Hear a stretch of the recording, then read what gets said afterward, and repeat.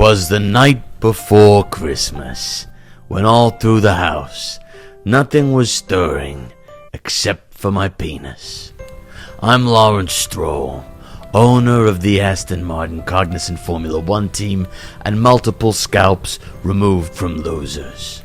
In the Stroll household, we celebrate Christmas, or the holiday season if you're one of those libtard snowflake cum goats, in 3 locations: my house, my yacht, and inside my marital partner. On Christmas/holiday day, I awake like any other working man.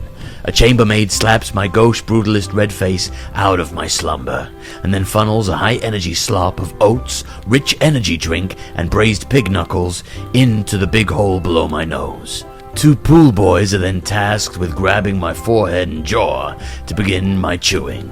I do not masticate unless it's at a Nobu business dinner with prospects of inking a hard deal. No energy wasted. Then I watch a video of someone who isn't me doing sit-ups. Nice. Next, I plunge a closed fist into my Christmas stocking. Hard cash from Dominicali, shea butter, and a book of hair braiding from Zhou Guan Yu, a naked ass calendar from an Australian hipster, and from Toto Wolff, maybe some ham. Sergio Perez has written me a note, I assume requesting a seat at my team, and he sealed it inside a used prophylactic. I don't waste my time reading it, but I rub the condom's numbing gel on my already hardened nipples. I don't want to overexcite myself before 9 a.m.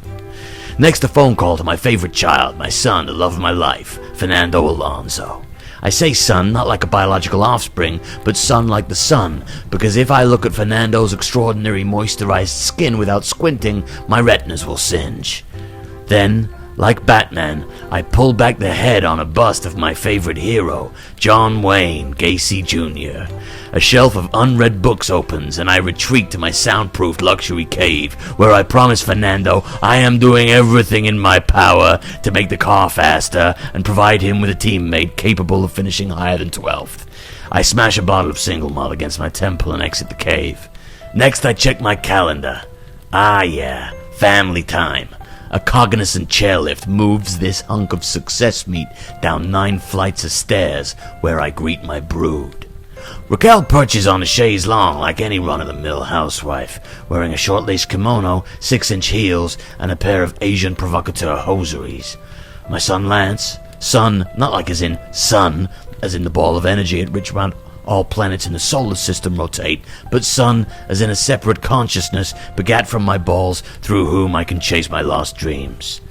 Stands in the corner whilst facing the wall like at the end of the Blair Witch Project.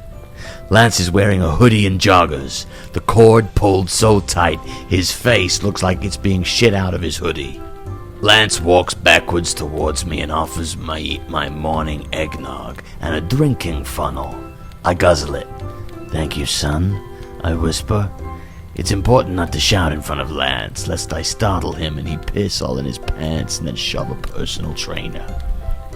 Look at all the presents, says Raquel. A book on strategy from Carlos and Charles, some DJ decks from Lando, a photo of Gasly's mom from Gasly, a model train set from Francis Bourgeois, a semi-automatic from Logan, thirst traps of Lewis Hamilton from Lewis Hamilton, and thongs from Oscar. Thongs? Says Lance in a startled tone. It's a type of Australian footwear, I explain. My boy is for some reason perturbed by the notion of Raquel in a thong. A small leak of dark hot urine appears on his joggers. Not again, I think to myself. A label has fallen off one gift. It's either from Liam Lawson or Daniel Ricciardo. Who gives a fuck, I think to myself. They're more or less the same. And I throw it onto the idling fire. Say, Lance, why don't you open some presents from your fellow F1 drivers, I ask. I'm an F1 driver. Lance yelps. Is at this precise moment I realize that no driver has sent him a present. They're all addressed to me. That seems fair, I think to myself, although an awkwardness fills the room with a stench even greater than the gaseous bowel exchange I released moments before. It's important to mark your scent. Power move. A knock on the door. It's carolers. Singing is something humans do to express joy, I understand. While I express joy like a real man, punching the air or ejaculating into my boxer briefs, I can appreciate the merit of melodic vocalization of intervals. I turn on the door cam. Door cam is what I call Pedro, the man who stands at the door and tells me who's at the door. It's the Haas drivers. They're singing in the bleak midwinter. We turn off all the lights and remain quiet so they think we're not home. I relax as my body naturally prepares itself for my 8:55 a.m. daily power nap. I ease into my slumber to the sounds of my favorite Christmas movie, Hostel. Say, Lance, while Daddy sleeps, do you want something from me you can open? Gee, I don't know, Mrs. Mommy. I'm about to unlock a new level on Zelda. You want to blow into my Ocarina of Time, Lance? That's a niche reference and euphemism, Mrs. Mommy. Is your handset set to vibrate, Lance? Yeah. May I have a go? Okay, Mrs. Mommy. Hey, you're meant to hold the controller with your hands, not your thighs. Oh, I don't know, Lance. I'm not much of a gamer. Why are you sucking my index finger? Why? Do you like it, Lance? Oh, it's making my tinkle-winkle tingle. And I'm concerned you're not focused on the gameplay. Most Zelda games can be enjoyed without playing previous adventures, though Tears of the Kingdom is so much like a companion to Breath of the Wild, so you might want to play that again to get warmed up. Oh, I'm already warmed up, Lance.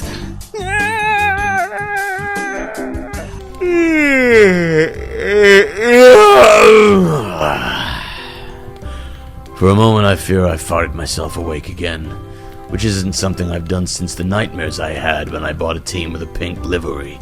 I am relieved to find it's just the pussified noises of my son warbling as my wife makes platonic chit-chat with him. Why is Lance so scared of Mrs. Mommy? A noise flutters down the chimney. Could it be? Is it Santa? I always told Lance there was no such thing as Father Christmas, because there should only be one father figure in his life. Me, Daddy, Papa, Captain Fuck Meat. Two legs appear. Santa's coming down the chimney. You know what else can come down a chimney, Lance? Much to my chagrin, it is not old Saint Nick, but in fact, old Saint Nick de Vries. He's been drinking, and he's wielding a pheasant shooting rifle. Now you listen here. I want to get in one shit, and I want it now, so the kid gets it. Okay? He points a gun at my boy. My boy! Nobody points a gun at my boy unless it's me or Joss Verstappen after we do lines and then throw waitstaff overboard at Monaco. The gun's in my mouth! I like having loaded steel in my mouth. Not good timing, Mrs. Mommy, but I appreciate the double entendre. I rugby tackled De Vries, which is harder than it looks because he's only 4'5". The gun goes off, but it misses Lance and hits my money-shaped Christmas bauble. It shatters. Bauble fragments strike Lance in the face and eyes. The damage doesn't look permanent, but either way, I doubt it will affect his race results. Raquel lunges and grabs Nick's hard pistol. She also misses and... Sorry. Too much liquid death got me burping. Raquel lunges and grabs Nick's hard pistol. She misses and instead grabs his cock. I'll take him home, says Raquel. What a sweet, kind, giving woman. What a shame I cheat on her weekly. She guides Nick out of the house via his pert Dutch tush, and through the window I see Raquel in the green Ferrari, green on my insistence, that was the compromise, bobbing her head up and down between Nick's crotch, clearly looking for his seatbelt. but I heard him exclaim ere he drove out of sight, "Happy Christmas to all." And to all, a good night. It's January.